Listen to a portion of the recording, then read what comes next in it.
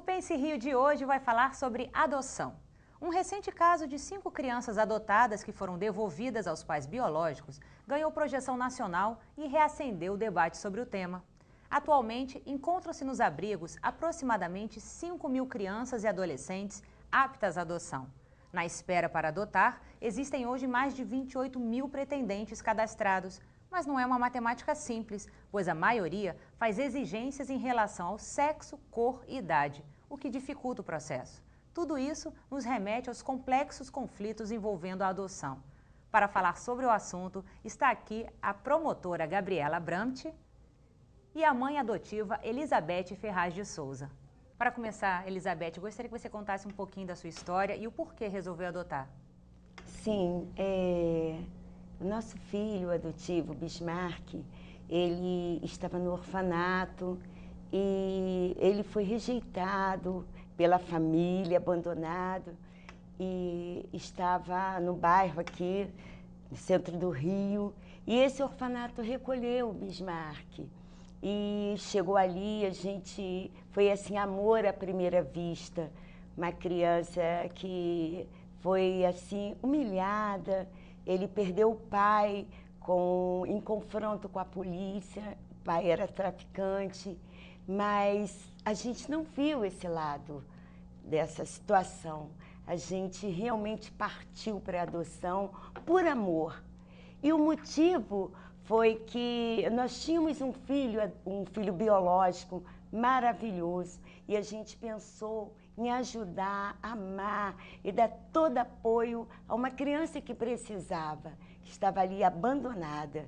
Então, esse foi o nosso motivo e somos assim felizes, temos uma família estruturada, uma família maravilhosa. Isso tudo eu creio que também o Bismarck também foi a causa disso, porque realmente foi maravilhoso para nós, tem sido assim.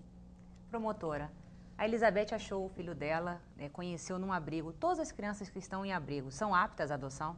Não, essa é uma excelente questão, né? Porque sempre vem a informação da quantidade de crianças acolhidas, mas na verdade nem todas estão aptas à adoção. Por exemplo, no estado do Rio de Janeiro, nós temos cerca de 2.300 crianças acolhidas hoje, das quais 200, 250 aptas à adoção. Então a conta realmente ela já estreita bastante. Apenas estão aptas à adoção as crianças cujos pais já tiveram o poder familiar destituído com sentença transitada em julgado, crianças órfãs ou crianças cujos pais desejaram entregar, procuraram as respectivas varas da infância e lá foram atendidos, se submeteram a uma audiência na presença do juiz e de um promotor e certificaram e confirmaram esse desejo de entregar a criança para adoção. Então, tecnicamente, apenas essas crianças estão aptas à adoção.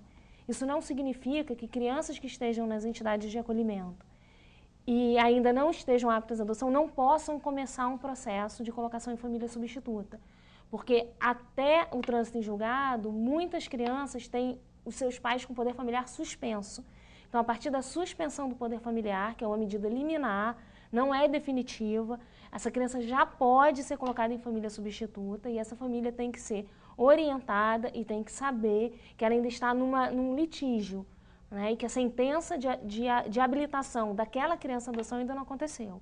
Mas ela já pode ser colocada em família substituta, sempre com decisão judicial, sempre observando-se o cadastro, sempre fazendo consulta ao cadastro, sempre atentando que tem preferência a pessoa da comarca, depois a pessoa do estado e depois a pessoa do país, porque é importante que se respeite as culturas, o regionalismo, o sotaque daquela criança. Então, tudo isso deve ser levado em consideração.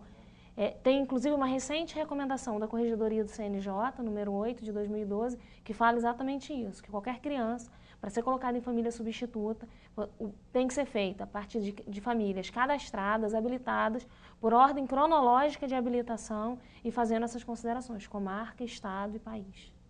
Agora, tem um cadastro nacional de adoção. No caso dela, isso foi antes do cadastro. Agora, ela teria que se cadastrar e não necessariamente ela poderia escolher, então, esse garoto. Isso. Hoje existe um processo de habilitação, ele é um processo que corre no judiciário, que ele tem requisitos e tem um procedimento todo detalhado no Estatuto da Criança, documentos a se apresentar, estudos a serem realizados. é como se fosse uma gestação, é o tempo mesmo daquela família se preparar, né? Uma gestação biológica dura ali 9 meses. Então, eu não posso te precisar o tempo de um processo de habilitação, mas eu diria que, em média, ele leva 1 ano, porque tem audiências, tem estudos, tem que se estudar aquela família, tem que ver o perfil que aquela família deseja, se ela está preparada para receber. Então, tem um processo de habilitação. Com a sentença do processo de habilitação e o seu trânsito em julgado, essa família é inscrita no cadastro de adoção de acordo com o perfil que ela deseja e mais do que o perfil que ela deseja, do perfil que a equipe técnica do juízo identificou que realmente ela está apta a receber aquela criança. Né? Então, e aí vai na ordem cronológica, vai sendo feito os contatos para aquelas crianças que estão acolhidas. Elizabeth, como é que foi a adaptação dessa criança com a família e uma família que já tinha um outro filho? Olha, a adaptação foi maravilhosa. Nós tivemos aquele período, nós levamos aproximadamente 4 anos para resolver toda a questão da adoção. Então, nesse período de adaptação, nós recebemos assistentes sociais que passavam o dia lá na nossa casa para ver o ambiente. E a adaptação foi maravilhosa, porque o amor é muito importante, Gabi. É muito importante você dar amor a uma criança que precisa desse amor. Então, ele encontrou isso na nossa família. Graças a Deus, foi muito bom. E, promotora, nem sempre essa adaptação é feita dessa forma, como foi da família da Elizabeth, e muitas famílias decidem devolver, tem um período de devolução. Qual é esse período e como é esse processo? Gabi, na verdade, como hoje existe esse procedimento de habilitação, algumas análises e algumas questões são avaliadas previamente, para se tentar, inclusive, evitar e diminuir o número dessas devoluções, porque a gente não está falando de mercadorias expostas em prateleiras que ficam conosco enquanto nos interessa, né? Enquanto são crianças e bibelôs, ficam conosco. E quando começam, a gente chama assim, a dar defeitos que todas as crianças têm, né? Que todos nós tivemos, desobediências, respostas, hormônios, humores, tudo isso acontece. E se fosse um filho biológico, você não teria opção de devolver, né? Exatamente, é isso que eu sempre coloco, assim, o filho biológico, ele apresenta essas mesmas questões. Né? Há uma tendência de alguns pais adotivos culparem aquela criança ou aquele adolescente por algo que é normal daquela faixa etária. Muito porque se cria uma expectativa de um filho perfeito. É como se na adoção você estivesse escolhendo um filho perfeito. Isso não existe. Né? Todas as pessoas têm seus defeitos e suas limitações.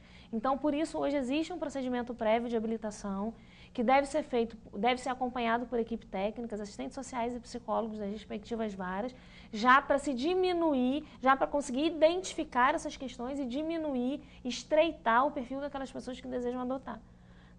Posteriormente a isso, né, o fato de um casal ser habilitado, ele não está dispensado do estágio de convivência.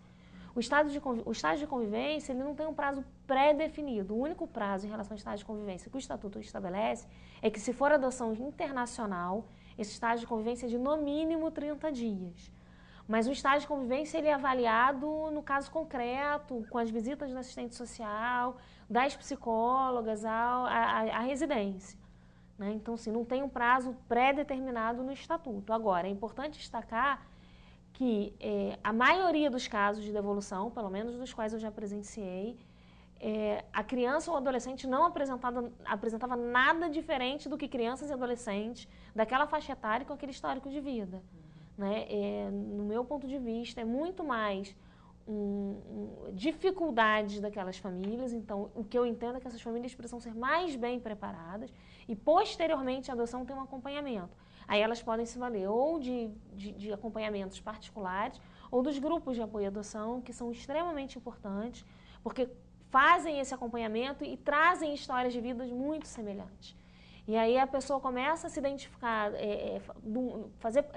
ela se vê dentro de um grupo e que não é só ela que tem aquele problema, e que pessoas como ela, que tinha filho já biológico, o filho biológico também tinha problema, enfim. E aí eu acho que a coisa evolui de uma maneira muito mais tranquila. E Elizabeth, como é que foi em relação aos pais biológicos? Ele já perguntou, vocês conhecem? Como ele também lida com o irmão, que é filho de vocês, biológico? Olha, os pais biológicos, a gente sabe pouco sobre os pais dele, né, biológico. Porque o que consta lá no processo, como eu falei, o pai morreu, foi assassinado, né? E a mãe, ela foi procurada e foi encontrada, só que ela não atendeu. No dia da audiência, ela faltou. Então, ela perdeu o direito, né? O juiz entendeu assim.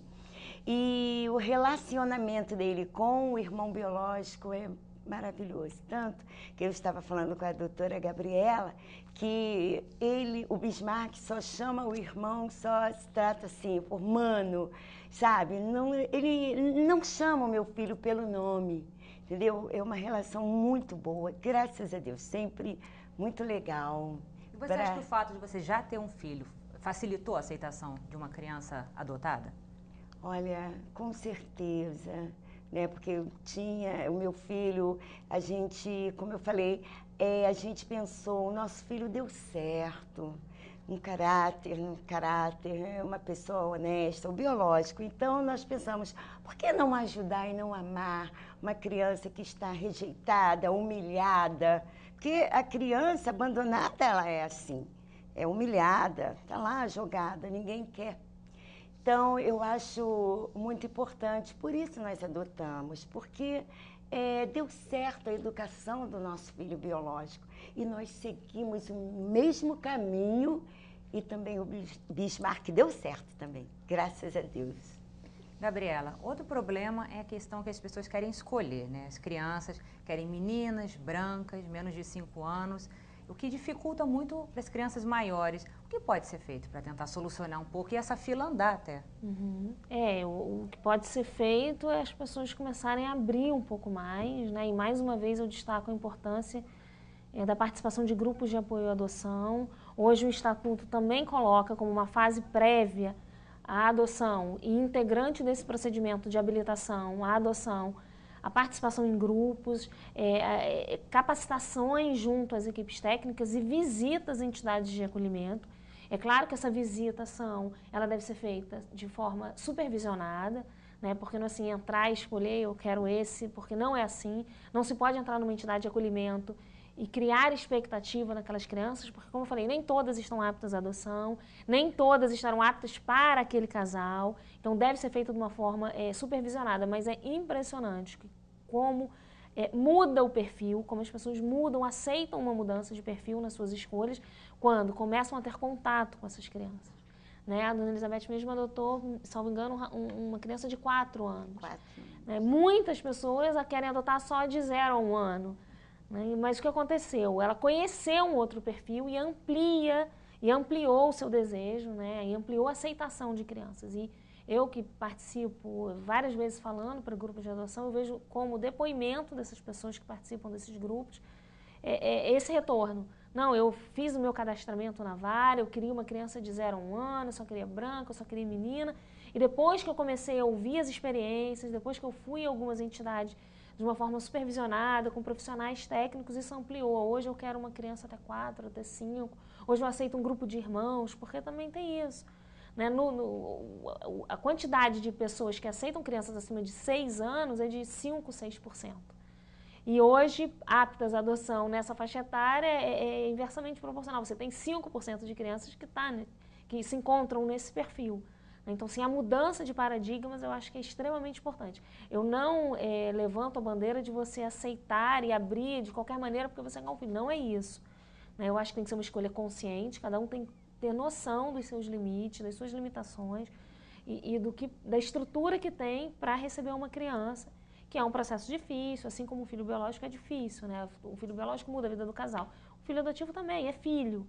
Né? Mas a possibilidade de você ver outras realidades e conhecer outras opções e permitir que você genuinamente mude o seu perfil é importantíssimo, porque senão a conta nunca vai fechar.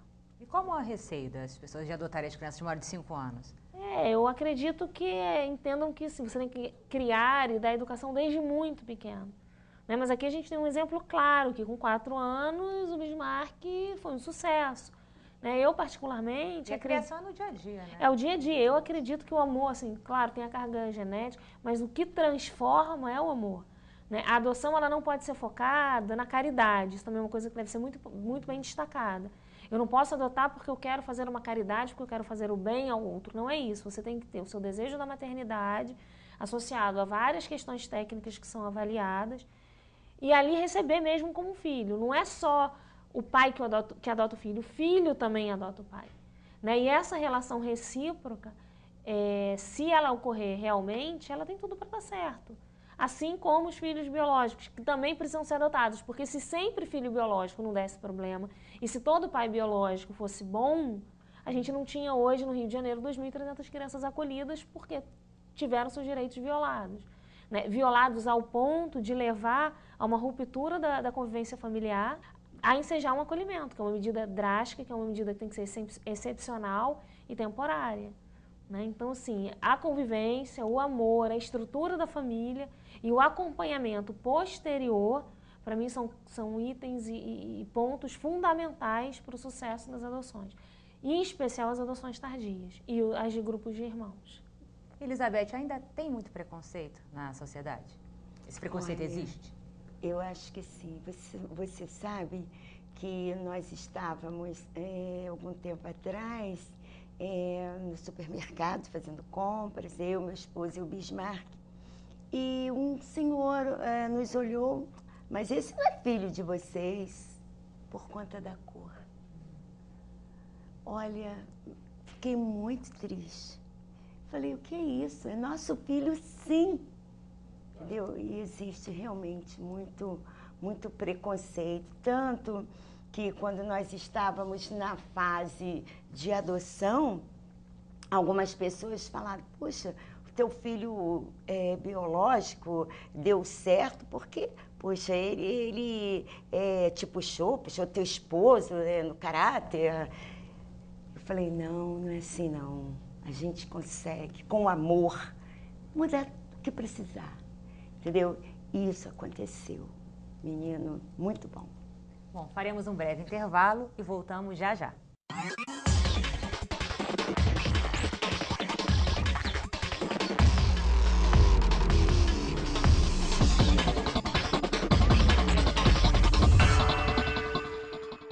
Estamos de volta com Pense Rio, hoje falando sobre adoção. Gabriela, como o pretendente pode se cadastrar no Cadastro Nacional de Adoção? Bom, o primeiro passo é ele procurar a vara da infância e da juventude do local onde ele tenha domicílio. É importante que seja o domicílio, não basta a residência, porque a pessoa às vezes tem um domicílio e mais de uma residência. E aí vai entrar com pedido, protocolar um pedido.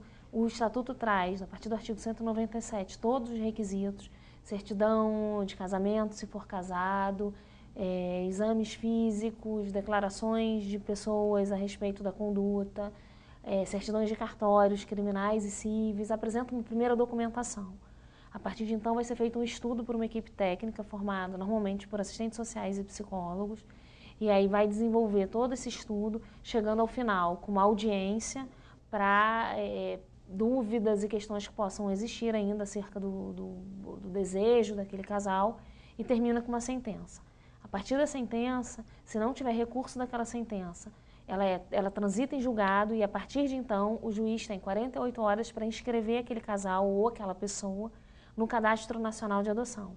Então, esse, em breves palavras, é o procedimento para habilitação, adoção e, então, posterior, inscrição no Cadastro Nacional de Adoção. E qual a média de tempo que dura entre o interesse e procurar o cadastro até conseguir efetivamente a adoção, se não tiver prioridades e escolhas da criança? Olha, eu digo que se um casal hoje habilitado não tiver nenhuma restrição, ele adota uma criança amanhã. Porque existem 4, 5 mil crianças hoje aptas à adoção no Brasil, que estão só à espera de uma família, né? Eu não sei precisar o tempo do desejo interno a procurar, a levar o casal a procurar a justiça. Mas eu acho que é extremamente importante um programa como esse para que seja esclarecido, porque as pessoas às vezes ficam naquele desejo, mas não sabem ao certo o que fazer. Então, o primeiro passo é procurar uma vara da infância e da juventude, do local onde tenha domicílio, e lá buscar melhores informações. Vai precisar preencher um formulário, vai precisar trazer uma documentação, mas aí a coisa vai começar a andar. E aí essa inscrição no município do Rio de Janeiro, eu creio que deva estar levando 1 ano, em média, às vezes um pouco mais, às vezes um pouco menos. E aí, uma vez inscrito, no dia seguinte, sem restrição, ele começa não a levar a criança para casa, mas vai ser contactado pela equipe técnica do juízo e vai dizer, olha, nós temos uma criança no seu perfil, no perfil que você colocou aqui, se for amplo, de 0 a 17, por exemplo, tem uma criança aqui de 10 anos, você não tem nenhuma restrição à cor, você não tem restrição ao grupo de irmãos, ela está no abrigo X, você deseja conhecer? E aí a pessoa já começa a visitação daquela criança ou daquele grupo de irmãos. Elizabeth, no seu caso, quanto tempo durou todo esse processo? Olha, em média, uns 4 anos. Desde o seu interesse até a adoção efetiva? Exatamente, porque foi aquele período de adaptação, a gente comparecia às audiências, né? E nesse período mesmo, mais ou menos uns 4 anos. Mas valeu a pena, foi uma longa espera, né? E a adoção é para sempre? Os pais biológicos perdem completamente o direito sobre a criança ou adolescente? Perdem. Eu só queria fazer um registro, porque no caso da Elizabeth, a criança não estava apta à adoção ainda. Então, ela teve que esperar todo o processo de destituição do poder familiar, que pode acontecer também. Como eu falei, a criança pode, ainda sem estar apta à adoção, ser colocada numa família substituta, que foi o que aconteceu com ela. A criança deveria ter o poder familiar suspenso, e aí, desde já, porque assim, um processo para transitar em julgado pode levar 4, 5, 6 anos. Se tiver um recurso para Brasília, para os tribunais superiores, isso pode levar 6, 7, 8 anos. Então, antes do trânsito em julgado, uma criança pode ser colocada numa família substituta. Só que a família só consegue adotar, colocar o nome no registro, quando transita em julgado. No caso de um bebê abandonado, como a gente viu recentemente em alguns casos, você acha um bebê, até a pessoa poder adotar aquele bebê, o que deve ser feito? Bom, se ele é abandonado, se não tem nenhuma referência à família, ele vai para uma entidade de acolhimento e imediatamente se chama o primeiro casal da lista. O primeiro casal do Cadastro Nacional daquela comarca vai ser chamado para adotar aquela criança. Então, é quase que imediato. Agora, tem que se ter certeza que é totalmente abandonado.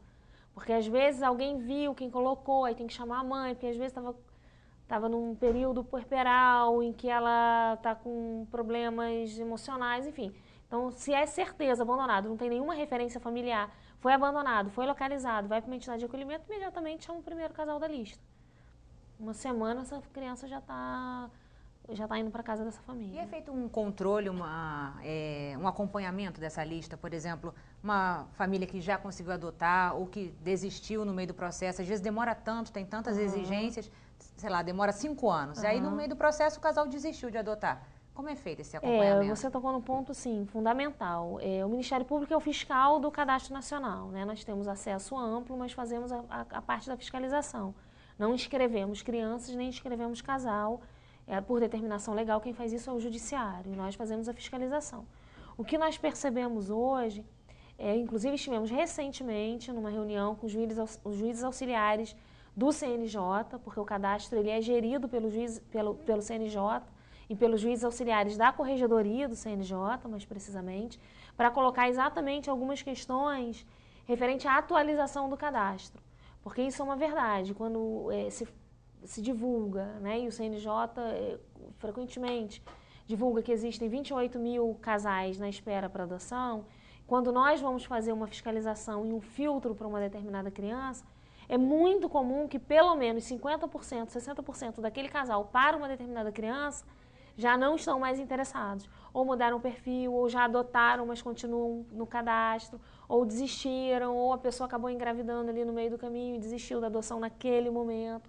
Então, assim, o Ministério Público faz o acompanhamento e constantemente sinaliza ao CNJ que faz a gestão desse cadastro nesse sentido. A gente, para isso, conta muito com a ajuda de um sistema desenvolvido pelo Ministério Público do Rio de Janeiro, chamado Módulo Criança e Adolescente, porque a gente fiscaliza e aí acompanha de perto a vida institucional de todas as crianças acolhidas. Né? Por isso que hoje eu afirmo que no estado do Rio de Janeiro nós temos 2.308 crianças acolhidas, as quais todas têm sua vida acompanhada por esse sistema. E não só em números, mas os estudos dessas crianças estão nesse sistema, os processos que os promotores propõem em favor dessa criança estão nesse sistema. Então a gente tem um acompanhamento para garantir o quê? Que a criança não passe mais de 2 anos em entidade de acolhimento, porque hoje a lei diz que não pode ficar mais de 2 anos em entidade de acolhimento, para garantir que a cada 6 meses a situação daquela criança seja reavaliada, porque a lei diz que nenhuma criança pode ficar mais de 6 meses sem a sua situação ser reavaliada. O Estado do Rio de Janeiro foi pioneiro na execução de umas audiências que nós chamamos de audiências concentradas, nas quais o juiz, o promotor e os defensores que eventualmente defendam o interesse dos pais de alguma criança se reúnem e numa mesma data fazem todas as audiências daquelas crianças de uma determinada entidade de acolhimento. Isso deu muita agilidade na permanência da criança em acolhimento, porque não era impossível se encontrar uma criança acolhida há 10 anos, o que é um verdadeiro absurdo. Né? As crianças entravam com 2 anos e saíam com 18. Né? Hoje, não vou dizer que não acontece, porque a gente traz um histórico de crianças que estão acolhidas há muito tempo e é muito difícil romper a institucionalização. A criança que é institucionalizada há muito tempo, ela tem dificuldade depois de receber o carinho, de receber o afeto. Assim, realmente é uma situação um pouco mais difícil e eu estou falando do que eu escuto dos psicólogos, não tenho expertise nessa área. Mas aos 18 anos a criança, o adolescente no caso, é obrigado a ser colocado para fora do abrigo. Ele tem que ser... E isso é um paradoxo na sociedade que a gente vive, que é uma sociedade que aos 30 anos, né, os adolescentes ainda estão em casa. Por isso que assim, o Ministério Público, quando começa a perceber que aquela criança não vai ter chance de ser colocada em família substituta, 2 coisas devem acontecer. Uma delas, e agora, desde 2009, né, com a Lei 2010, que ela é chamada de Lei da Adoção, mas eu prefiro chamar Lei da Convivência Familiar e Comunitária, ela determina que o acolhimento familiar deve preferir ao acolhimento institucional. O que é o acolhimento familiar? São famílias que se cadastram junto ao município, podem ou não receber. No município do Rio, por exemplo, não temos em todos os municípios, tem no Rio, salvo engano, tem em Volta Redonda, Petrópolis, mas essas famílias são cadastradas, elas recebem para acolher uma criança, mas é uma situação profissional, não é caridade, em vez de ela estar acolhida numa instituição com 10 ou 20 crianças, que o Estatuto diz que o limite máximo de entidade de acolhimento são 20 crianças ou adolescentes, ela fica numa família. E qual a importância disso? Primeiro que ela é vista como um ser individual e não um coletivo. Que por melhor que seja a entidade de acolhimento, não tem como você tratar com a individualidade que o indivíduo precisa 20. Na família acolhedora, não. Ela é tratada na sua individualidade, aquela família tem como acompanhar o desenvolvimento daquela criança. Enfim, então isso é importantíssimo. E a segunda grande importância é que ela fica sendo uma referência. Então, aos 18 anos ela sai, mas ela tem um referencial de vida. Né? Então, esse foi um passo importantíssimo no Estatuto, que ele já existia a previsão do acolhimento familiar, mas hoje o Estatuto é claro dizendo que o acolhimento familiar deve preferir ao acolhimento institucional. E, Elizabeth, no seu caso, que você fez uma adoção antes desse cadastro, você, se tivesse já o cadastro, você teria feito, se inscrito no cadastro, ou você olhou aquela criança e gostou daquela, você queria aquela? Aquela, amor à primeira vista.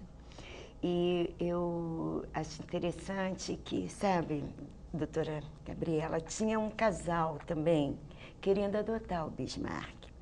E a preferência era do casal, porque não tinha filhos. Então, aí falei, bem, então não vai dar até, tudo bem. Mas o senhor, ele foi transferido para Salvador.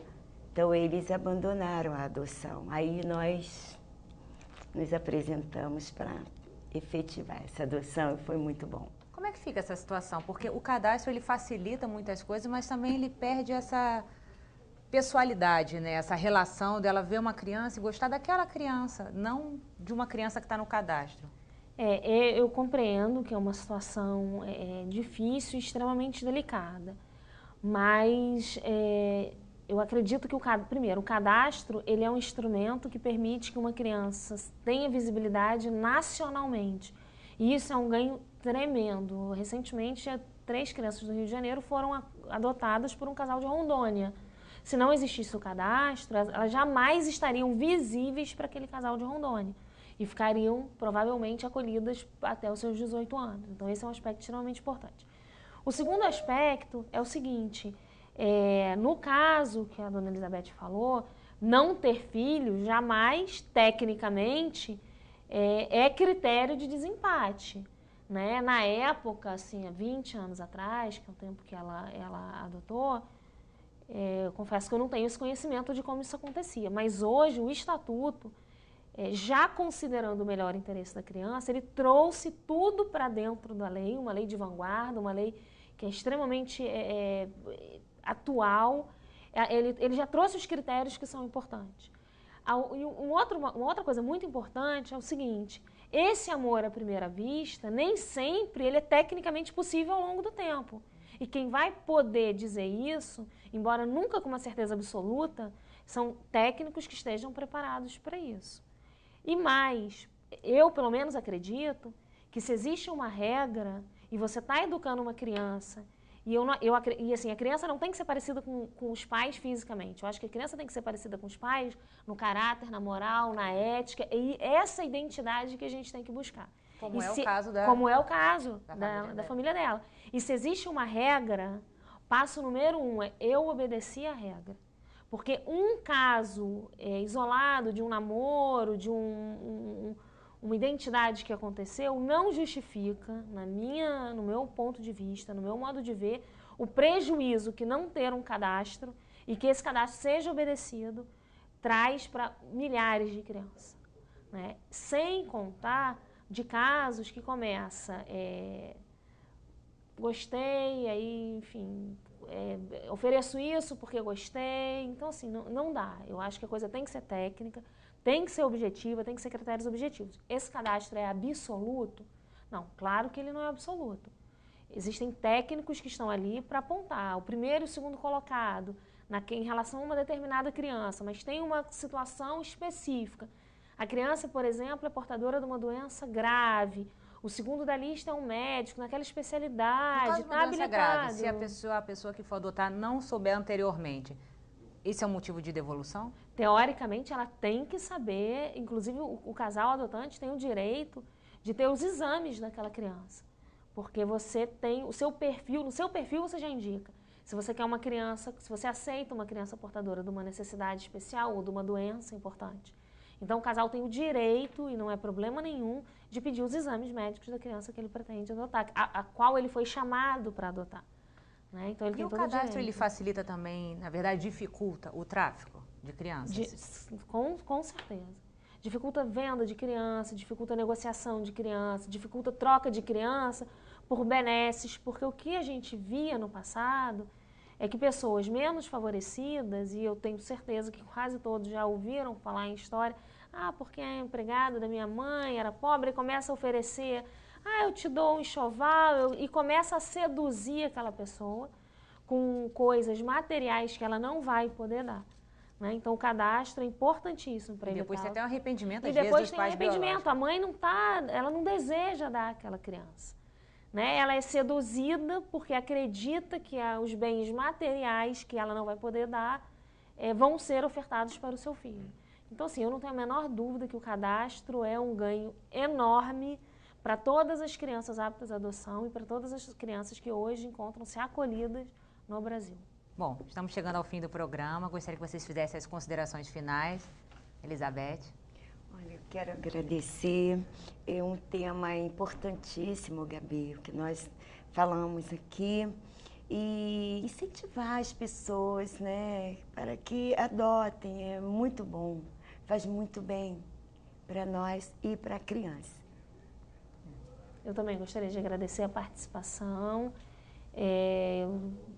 Faço minhas palavras da dona Elizabeth. Eu acho que a adoção é uma opção de vida, né? Uma maternidade socioafetiva, como a maternidade do biológico também tem que ser socioafetiva. Agora, ela tem que ser feita de forma legal, né? Então, eu recomendo a todos aqueles que desejam adotar ou que passa essa vontade no coração, procurem, se não estão bem certos, um grupo de apoio à adoção no seu município, na sua cidade, município vizinho, e comece a obter informação. E a partir do momento que tiver certo, procure as varas da infância, faça o procedimento regular para evitar problema no futuro, para evitar desgaste. A mentira não leva a nada.